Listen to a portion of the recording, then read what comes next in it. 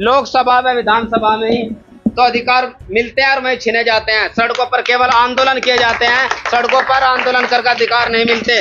लेकिन वो लोग जो जिनको हम अपना प्रतिनिधित्व चुनते हैं, हमारी वोट से जो यहाँ से जीतकर MP MLA बनकर जाते हैं, क्या वह हमारे हक अधिकारों की विधानसभा व लोकसभाओं में जाकर आवाज उठाते हैं? नहीं उठाते हैं। अब हमें सोचना चाहिए, एक ऐसी बुलंद आवाज, एक ऐसी शख्सियत जो दलितों, शोषितों, पिछड़ों, मुस्लिमों, किसानों की आवाज उठाते हैं, आदरणीय एडवोकेट चंद्रशेखर आजाद जी 543 MP है, लेकिन केवल हमारे आदरणीय नेताजी बोलते हैं जो 542 MP पर भारी हैं। तो क्या हमें उस शख्सियत का साथ देना चाहिए, नहीं देना चाहिए? इस बीजेपी सरकार ने, संघी सरकार ने, इस सामंतवादी सोच रखने वाली सरकार ने हमारे आदर्श नेता को रोकने के लिए सैकड़ों से अधिक मुकदमे लगाए, लेकिन वो नहीं रुके। जब वो नहीं रुके, जेल में भी डालेगा तब भी नहीं रुके। उन पर आंसुका लगाए गए, वो तब भी नहीं रुके।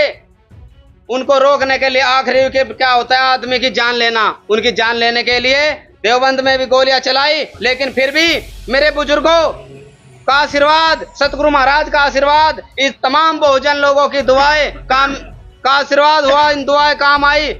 गोली टच कर छूकर निकल गई, लेकिन भाई को कुछ नहीं हुआ, क्योंकि प्रकृति भी चाहती है कि यह व्यक्ति इस आंदोलन का आगे बढ़ाए, इस समाज की आवाज को बुलंद करे। इसलिए हमारे नेताजी आज आपके बीच हैं और वो कहते हैं, जब तक मेरे सांस में सांस है, जब तक मेरे जिस्म में खून का एक एक कतरा है, मैं अपने दलित मुस्लिम भाइयों के लिए, इस बहुजन समाज के लिए रात दिन जान लगा दूंगा, लेकिन इसका उत्पीड़न नहीं होने दूंगा। तो हमें ऐसे शख्सियत का साथ देना चाहिए।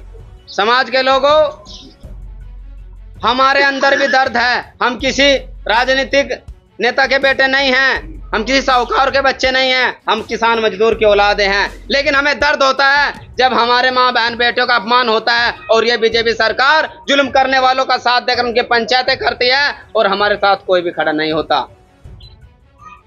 हमें आदरणीय एडवोकेट चंद्रशेखर आजाद जी ने वो बोलना सिखाया, प्रशासन के सामने अपनी बात रखनी सिखाई कि अपने हक अधिकारों के लिए लड़ना चाहिए, और हम लड़ते हैं। आदरणीय एडवोकेट चंद्रशेखर आजाद जी एक ऐसे नेता जो कहते हैं कि ना तो झुका हूं, ना झुकूंगा, ना बिका हूं, ना बिकूंगा, और ऐसा कोई नोट नहीं बना जो आपके भाई को खरीद सके, और ऐसा कोई नोट नहीं बना जो भीम आर्मी आजाद समाज पार्टी के इन तमाम कार्यकर्ताओं को खरीद सके और इनके मनोबल को तोड़ सके। बस अगर हमें आज जरूरत है, आपकी जरूरत है, क्योंकि दलित तो जाग चुका है। दलित समाज ने आदरणीय एडवोकेट चंद्रशेखर आजाद जी को अपना नेता मान चुके हैं। बस आपको मुस्लिम समाज की आवश्यकता है। दलित मुस्लिम साथ चलेगा, बहुजनों का राज चलेगा।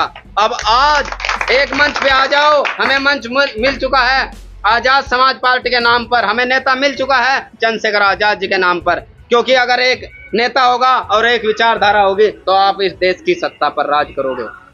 आज समय आ चुका है, हमें आदरणीय एडवोकेट चंद्रशेखर आजाद जी का साथ देना है। जितने भी देश के अंदर घटनाएं होती हैं सब खामोश हो जाते हैं, लेकिन नेताजी बोलते हैं। अब थोड़ी सी बात मैं समाजवादी पर करना चाहता हूँ।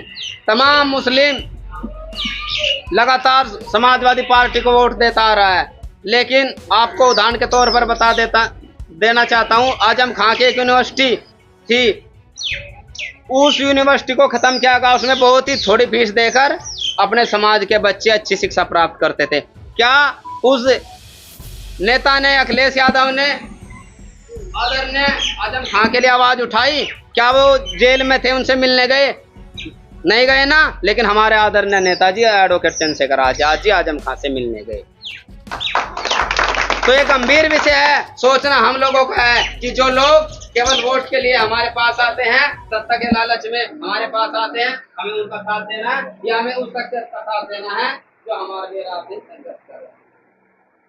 तो ज्यादा ना कहते हुए हम यही कहेंगे कि आज के समय में समय आ चुका है कि दलित मुस्लिम को एक होना चाहिए और हमारे ऊपर हो रहे अत्याचारों के खिलाफ आवाज उठानी चाहिए। इन्हीं शब्दों के साथ सभी को जय भीम, खुदा हाफिज, जय भारत, जय हिंद।